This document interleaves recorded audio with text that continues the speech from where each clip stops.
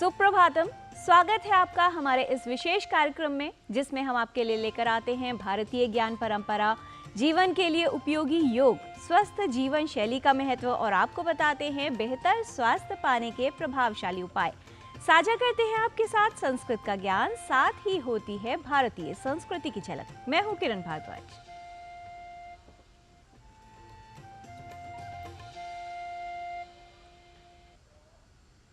समय निरंतर चलता रहता है, कठिन समय सब पर आता है। कोई बिखर जाता है तो कोई निखर जाता है। समय ही सबसे अधिक बलवान है। महत्वपूर्ण समय का ज्ञान और सम्मान है।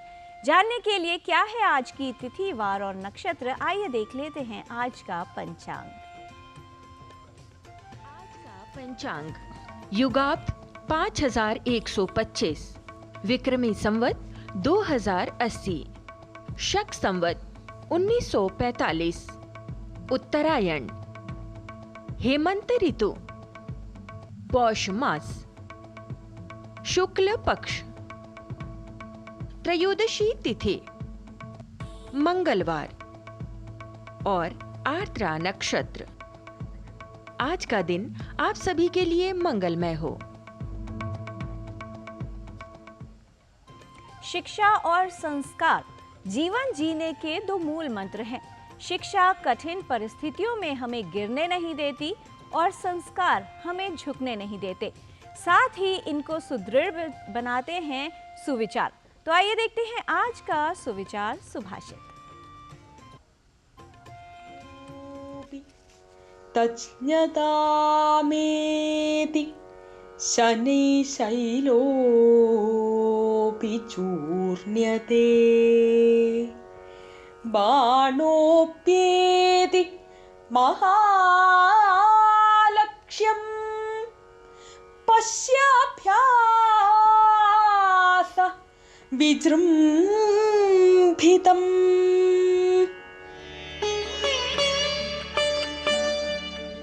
अभ्यास की शक्ति देखिए। निरंतर अभ्यास से किसी विषय से अनभिज्ञ भी उस विषय का ज्ञाता हो जाता है। पर्वत को धीरे धीरे घिसकर चूर्ण बना दिया जाता है और ठीक इसी तरह तीर को भी बड़े लक्ष्य तक पहुंचा दिया जाता है। Witness the power of practice. By sustained practice, even a novice can become expert. A mountain can be turned into dust gradually, and an arrow can be made to strike its target. Ramayan Shri Ram की जीवन कथा, उनके आदर्शों को अपने जीवन में पालन करने का एक उदाहरण। रामायण में कई खंड हैं। आज बात करते हैं रामायण के और खास तौर पर वाल्मीकि रामायण के उत्तरकांड के बारे में। किस तरह का ज्ञान है इसमें और क्या हम सब के लिए शिक्षा है, आइए देख लेते हैं हमारी इस विशेष रिपोर्ट में।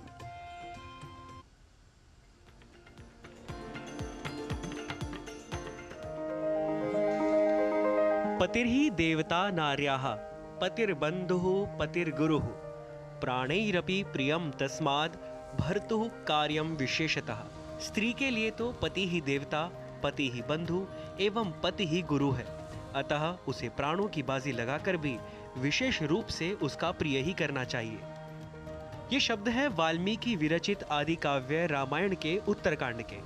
यह वृत्तांत है जब अपने ज्येष्ठ भ्राता राम के वचनों से बद्ध लक्ष्मण सीता को गंगा पार तमसा तट पर पहुंचाते हैं। अपने अश्रु प्रवाह को रोकने में असमर्थ लक्ष्मण जानकी को राम द्वारा परित्यक्त किए जाने की बात बताते हुए कहते हैं कि यद्यपि अग्नि परीक्षा द्वारा आप निर्दोष सिद्ध हो चुकी हैं, तथापि महाराज ने लोकापवाद के भय से आपको त्याग दिया है। तब पति परायणा सीता इन शब्दों का उच्चारण करती हैं। उत्तरकांड में महाकवि वाल्मीकि ने आदर्श राम राज्य की संकल्पना प्रस्तुत की है।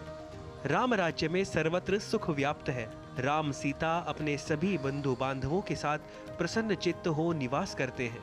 इन्हीं दिनों अपनी प्रिया को गर्भधारण युक्त मंगलमय चिन्हों से संयुक्त देखकर राघव वैदेही का अभीष्ट मनोरथ पूछते हैं। वैदेही वनवास काल के तपोवन में पुनर्रमण को ही अपना इच्छित मनोरथ बतलाती हुई कहती हैं, तपोवनानि पुण्यानि द्रष्टुमिच्छामि राघव।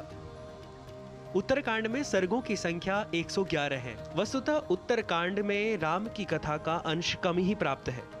उत्तरकांड में राम के द्वारा प्रश्न पूछे जाने पर अगस्त्य ऋषि रावण के वंश की कथा सुनाते हैं। जनक, सुग्रीव आदि अयोध्या से अपने अपने स्थान को लौटते हैं। तब क्रमशः सीता के संबंध में अपवाद को गुप्तचर द्वारा राम को सूचना प्राप्त होती है। इसी कांड में सीता का परित्याग, पुनः राजा नृग, उर्वशी, वशिष्ठ, ययाति के आख्यान, लवणासुर से पीड़ित मुनियों की रक्षा के लिए शत्रुघ्न का जाना, लवणासुर राक्षस के मारे जाने पर शत्रुघ्न का राज्याभिषेक, लवकुश का जन्म, रामचरित की रचना और गान, शंबुक का वध, अश्वमेध यज्ञ का राम द्वारा अनुष्ठान, कुशलव द्वारा रामायण गान, सीता को शपथ लेने के लिए राम का अनुरोध, शपथ लेकर सीता का पाताल प्रवेश, ब्रह्मा द्वारा राम को आश्वासन, कौशल्या आदि के परलोक चले जाने पर काल द्वारा राम को ब्रह्मा का संदेश देना, कुशलव का राज्याभिषेक और राम का महाप्रस्थान। इन सब वृत्तांतों के बाद अंतिम सर्ग में रामायण का पाठफल भी कहा गया है। रामायण केवल एक महाकाव्य नहीं, अपितु यह भारतीय सांस्कृतिक चेतना का प्रकाश स्तंभ है। रामायण में हमें भारतीय संस्कृति के विशद पक्ष के दर्शन होते हैं। रामायण के नायक श्री राम मानव जीवन का आदर्श है। पितृभक्ति, पुत्र प्रेम, पातिव्रत्य, प्रजावत्सलता, भ्रातृस्नेह, सत्य, धर्म, सदाचार, कर्तव्यनिष्ठा, अन्याय पर न्याय की विजय आदि आदर्श मानवीय गुणों की प्रतिष्ठा इसमें वर्णित है। रामायण में मानव हृदय के सभी पक्षों का वर्णन है। जीवन की विभिन्न परिस्थितियों का चित्रण रामायण में पात्रों द्वारा प्रस्तुत किया गया है, जिससे आज भी भारतीय समाज प्रेरणा प्राप्त करता है। Nitish Bhardwaj, DD news.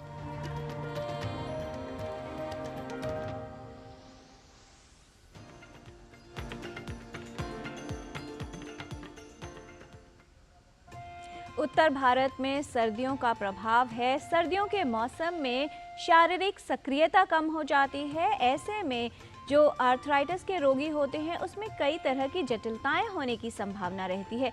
इसलिए ये समझने की आवश्यकता है कि ठंडे मौसम में किन बातों का ध्यान रखना है आर्थराइटिस के रोगियों को और कौन सी वो सावधानी रखनी है जिनसे जोड़ों की समस्याएं और जटिलताएं कम हो, साथ ही उनके जोड़ ठीक रहें।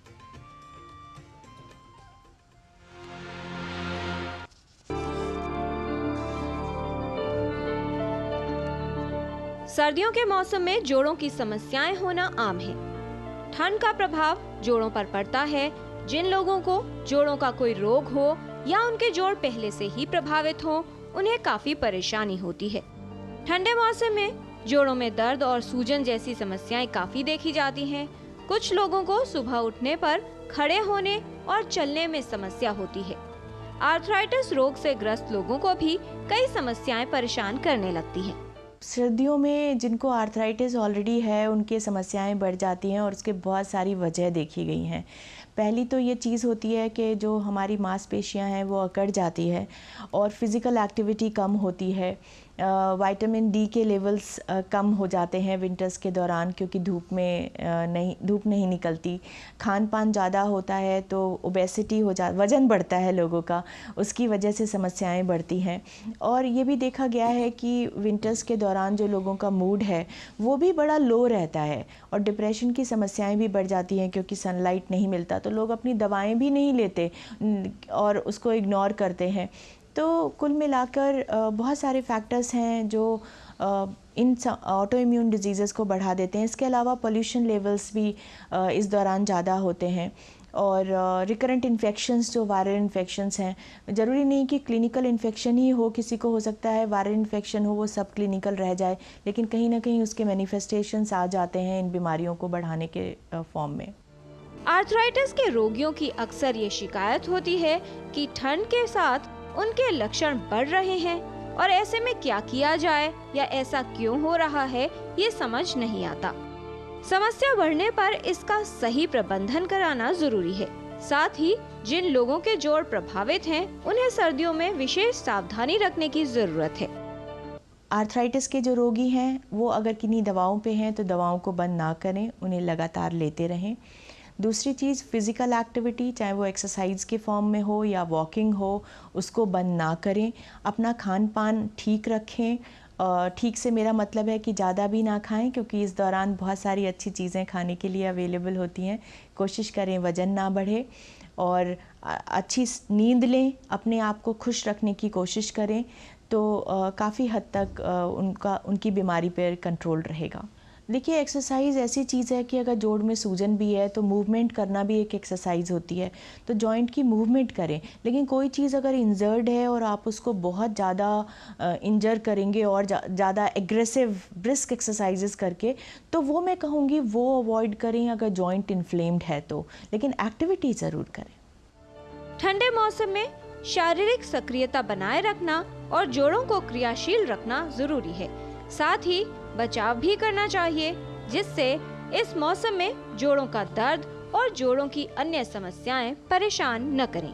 किरण भारद्वाज, डीडी न्यूज।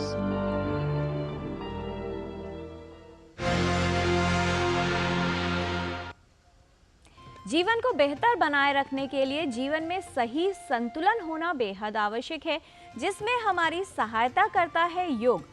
योग के माध्यम से हम अपने मन, शरीर और आत्मा का साक्षात्कार करके बेहतर संतुलन बना सकते हैं। तो आइए आज देख लेते हैं कौन सी वो योगिक क्रियाएं हैं जो हमें संतुलित रखने यानी बेटर बॉडी बैलेंस में सहायक हो सकती हैं।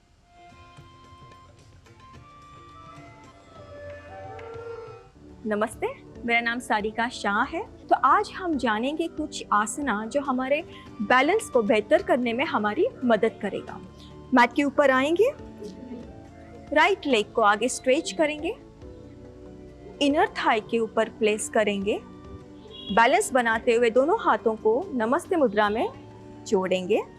नॉर्मल ब्रीदिंग के साथ इसी पोस्चर में बने रहेंगे कुछ काउंट्स तक।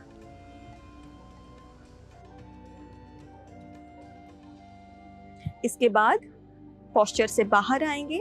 दूसरा आसन हम करेंगे, आगे स्ट्रेच करेंगे राइट लेग को, थाई के ऊपर रखेंगे, हाफ स्क्वाट करेंगे और दोनों हाथों को ऊपर नमस्ते मुद्रा में इस तरह से रखेंगे। इसको हम बोलते हैं अर्ध उत्कटासन।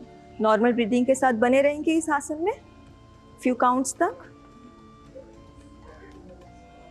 इसके बाद आसन से बाहर आएंगे, रिलीज करेंगे। ये दोनों आसन को आप प्रैक्टिस कर सकते हैं। अभी जानेंगे कुछ practical tips yoga guru doctor हंसा जी योगेंद्र से। नमस्कार। अपने शरीर में और मन में संतुलन बनाए रखना बहुत ज़रूरी है।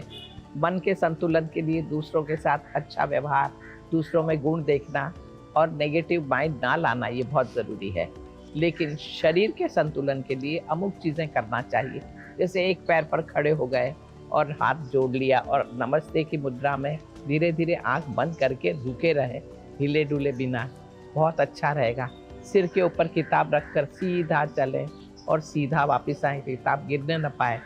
कोशिश करें कि पैर पर एड़ी के बल पर थोड़ा चलें और आएं, फिर उंगलियों के बल पर थोड़ा आगे चलें और आएं, साइड में जाएं, गोल आएं। ये सब तरीके हैं हमारे पैरों में संतुलन लाने के लिए। जब पैर में संतुलन होगा, शरीर स्थिर रहेगा, तो बहुत अच्छा रहेगा। बस ये सब करते रहें, आनंद से मज़ा आएगा। नमस्कार। शरीर के साथ साथ मन का संतुलन भी आवश्यक है जीवन की गुणवत्ता बढ़ाए रखने के लिए। अगर जीवन की बात करें तो बेहद आवश्यक है कि आप वर्क लाइफ बैलेंस यानी घर की परिस्थितियां और जो आपका कार्य है उसका भी सही संतुलन बनाए रखें, रिश्तों में संतुलन बनाए रखें। यहाँ पर रुकेंगे एक छोटे से विराम के लिए। आप कहीं मत जाइएगा, देखते रहिए डीडी न्यूज़।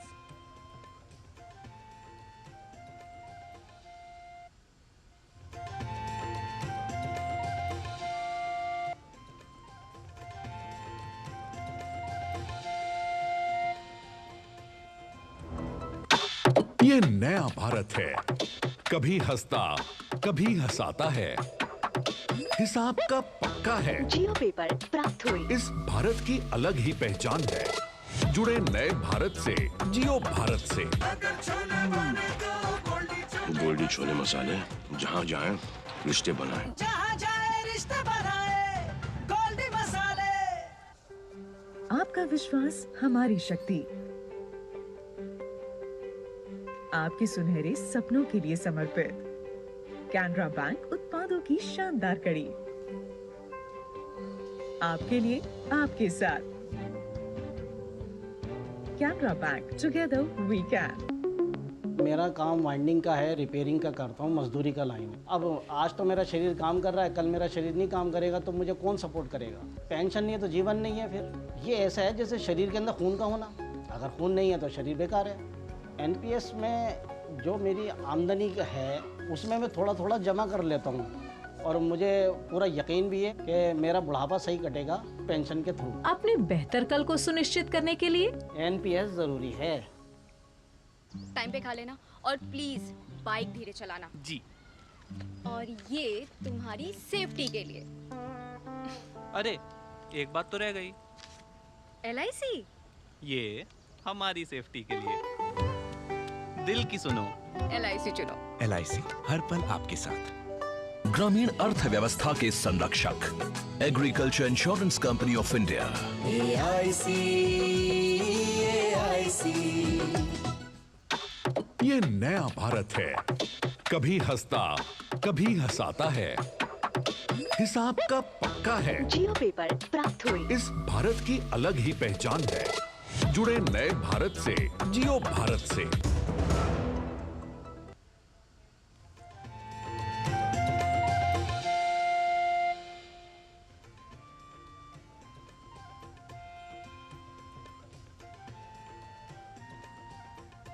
ब्रेक के बाद आपका स्वागत है और अब संस्कृत पाठशाला में चलते हैं, जहां पर हम इन दिनों आदित्य हृदय स्तोत्र का अभ्यास कर रहे हैं। इसी क्रम को आगे बढ़ाते हैं और देख लेते हैं आदित्य हृदय स्तोत्र के अंतिम सत्र को। तो आइए चलते हैं गवीश द्विवेदी के साथ संस्कृत पाठशाला में।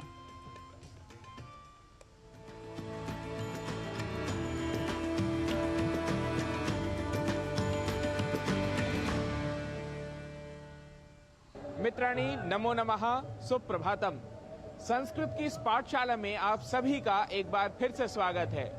आपके लिए हम विशेष रूप से पहुंच चुके हैं अयोध्या और सरयू नदी के किनारे से आपके लिए लेकर आए हैं आज की संस्कृत पाठशाला। जैसा कि आप जानते ही हैं कि संस्कृत पाठशाला में हम वाल्मीकि रामायण के युद्ध कांड में वर्णित आदित्य हृदय स्तोत्रम को सीख रहे हैं। यह स्तोत्र वही स्तोत्र है जिसने श्री राम को भी ऊर्जा दी थी और हमने भी अब तक इसके कई श्लोक सीख लिए हैं। आइए आज के श्लोकों को सीखते हैं। आदित्यं प्रेक्ष्य जप्त्वेदम्, आदित्यं प्रेक्ष्य जप्त्वेदम्, परम हर्षमवाप्तवान्, परम हर्षमवाप्तवान्। त्रिराचम्य शुचिर्भूत्वा, त्रिराचम्य शुचिर्भूत्वा, धनुरादाय वीर्यवान्, धनुरादाय वीर्यवान्। आदित्यं प्रेक्ष्य जप्त्वेदम्, परम हर्षमवाप्तवान्। त्रिराचम्य शुचिर्भूत्वा, धनुरादाय वीर्यवान्। रावणं प्रेक्ष्य हृष्टात्मा, रावणं प्रेक्ष्य हृष्टात्मा, जयार्थं समुपागतम्, जयार्थं समुपागतम्। सर्वयत्नेन महता, सर्वयत्नेन महता, वधे तस्य धृतोऽभवत्, वधे तस्य धृतोऽभवत्। रावणं प्रेक्ष्य हृष्टात्मा, जयार्थं समुपागतं सर्वयत्नेन महता वधे तस्य धृतोऽभवत् अथ रविरवदन्निरीक्ष्य रामम्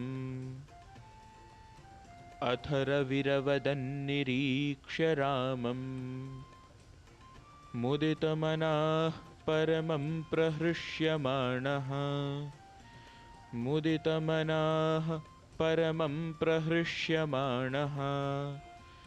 निशिचरपति संशयं विदित्वा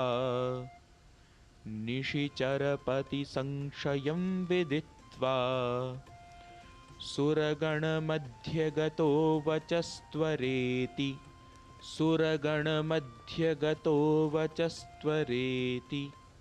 अथ रविरवदन्निरीक्ष्य रामम् मुदितमनाः परमं प्रहृष्यमाणः निशिचरपति संशयं विदित्वा सुरगणमध्यगतो वचस्त्वरेति इत्यार्षे श्रीमद् रामायणे आदिकाव्ये युद्धकाण्डे पञ्चाधिकशततमः सर्गः इत्यार्षे श्रीमद् रामायणे आदिकाव्ये युद्धकाण्डे पञ्चाधिकशततमः सर्गः।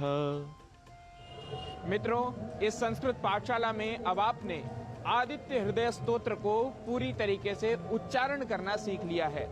अपने अगले कार्यक्रमों में, अगले अंकों में हम ऐसे ही स्तोत्रों या संस्कृत के कुछ नए विशेष पाठों को लेकर आप सभी के समक्ष उपस्थित रहेंगे। तब तक आप राष्ट्र कार्यों में, श्री रामचंद्र जी के कार्यों में अपना सहयोग करते रहिए और देखते रहिए संस्कृत पाठशाला। नमो नमः।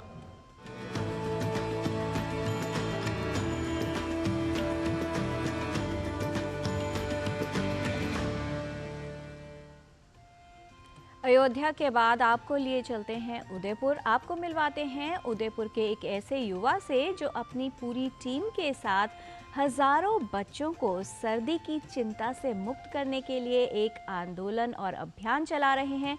उन बच्चों को नए स्वेटर बांट रहे हैं। सुहानी सर्दी अभियान का मुख्य लक्ष्य है ग्रामीण और स्कूली बच्चों को सर्दी की चिंता से मुक्त करना, सर्दी से बचाव करना, जिससे उनकी पढ़ाई प्रभावित न हो। सर्दी, ये शब्द सुनते ही हम शहरी लोगों के चेहरों पर एक हल्की सी मुस्कान आ जाती है। शहर के गर्म वातावरण में इस मौसम का आना हमें एक सुकून देता है, पर ये मौसम सभी को सुकून नहीं देता। जब लोग घरों में रजाई ओढ़कर शांति से सो रहे होते हैं, तब ये सर्दी कई गरीब इंसानों की जान भी ले लेती है, खासकर गरीब बच्चों और बुजुर्गों की। कारण एक ही है कि उनके पास तन ढकने के लिए गर्म कपड़े नहीं होते। कोटड़ा जो राजस्थान के अंदर अति पिछड़े ब्लॉक की श्रेणी के अंदर आता है, यहाँ ऐसे गरीब बच्चे रहते हैं जिनको पहनने की सर्दी के अंदर काफ़ी समस्याओं का सामना करना पड़ता है। इस सुहानी सर्दी आंदोलन के तहत 1 से 5 के जो छोटे छोटे नन्हे मुन्ने बच्चे हैं, उनके लिए इनके मंच ने जो बच्चों को स्वेटर वितरण किया है, उसके लिए विद्यालय परिवार की ओर से और इनके समस्त ग्रुप को जो है वो मैं हार्दिक स्वागत और अभिनंदन करता हूँ। हमारी भारत भूमि सेवक वीरों की भी जननी है। ऐसे ही कुछ समाज सेवियों को जब इस समस्या के बारे में पता चला, तो उन्होंने समस्या को दूर करने का उपाय सोचा और सुहानी सर्दी नाम से एक समाज सेवी मुहिम शुरू कर दी, ताकि हर जरूरतमंद बच्चे को स्वेटर मिल सके। सुहानी सर्दी की टीम ने दूर दराज के गांवों में जाकर बिना किसी भेदभाव के बच्चों को स्वेटर पहनाने का काम शुरू किया, और ये काम बीते 9 वर्षों से लगातार जारी है। सुहानी सर्दी में प्रतिवर्ष 10,000 स्वेटर्स कक्षा 1 से 5 तक के सरकारी विद्यालय के बालकों को वितरित किए जाते हैं। इस वर्ष यह कार्यक्रम शहर से दूरस्थ स्थान जैसे कि जाड़ो, कोचड़ा, गोगुंदा, सायरा आदि पंचायतें जहां पर आवागमन के साधन तक उपलब्ध नहीं है, वहां तक पहुंचकर सुहानी सर्दी की टीम ने सेवा की है।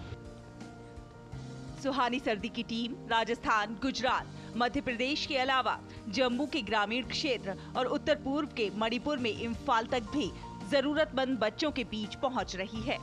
ये टीम अब तक लगभग 1 लाख स्वेटर वितरित कर चुकी है। ठंड से ठिठुरते बच्चों को जब एक नया स्वेटर मिलता है तो उनके चेहरे पर एक मुस्कान खिल उठती है। ये मुस्कान सुहानी सर्दी टीम को समाज सेवा के लिए और ज्यादा उत्साहित कर देती है। इस अच्छी पहल को देखते हुए कई लोग आगे आए हैं और इस टीम को नए पुराने स्वेटर मुहैया करा रहे हैं। नतीजा आपके सामने है। जो बच्चे पहले सर्दी में स्कूल आना बंद कर देते थे, वो अब रोज स्कूल आते हैं। हर साल सुहानी सर्दी वाले इन्होंने जो एक कैंप चला रखा है कि ये हर साल जितने भी आवश्यकता वाले स्कूल होते हैं उनको स्वेटर उपलब्ध करा रहे हैं। और मेरे भी स्कूल में इन्होंने सुहानी सर्दी ने स्वेटर उपलब्ध कराए थे और हमने सारे बच्चों को कम से कम 250 के करीब स्वेटर हमको सुहानी सर्दी वाला जो कैंप है इनसे मिले थे। सुहानी सर्दी टीम की ये पहल एक सराहनीय प्रयास है ताकि जरूरतमंद बच्चों को शिक्षा हासिल करने में कोई रुकावट ना हो। गौरव कुमार की रिपोर्ट, डीडी न्यूज। ऐसे उदाहरण समाज में सबके लिए प्रेरणा है कि अगर एक आम व्यक्ति चाहे, साधारण व्यक्ति चाहे तो वो भी बड़ी मंजिल प्राप्त कर सकता है, समाज का भला कर सकता है और अनगिनत लोगों की सहायता कर सकता है। यूं ही नहीं मिलती राही को मंजिल, एक जुनून सा दिल में जगाना पड़ता है। पूछा जब चिड़िया से कि कैसे बना है आशियाना, तो चिड़िया ने कहा भरनी पड़ती है बार बार उड़ान, मुझे तिनका तिनका उठाना पड़ता है। तो आप भी अपने जीवन में छोटी छोटी बातें ध्यान रखिए और ऐसे कार्य करते रहिए जो आपके साथ दूसरों के लिए भी भलाई करें और उनकी प्रसन्नता का कारण बने। उनके जीवन को बेहतर बनाने के लिए हम अपनी तरफ से जो कर सकते हैं उसके लिए प्रयास अवश्य करें। आज के कार्यक्रम में फिलहाल इतना ही। हमारी पूरी टीम को दीजिए अनुमति। नमस्कार।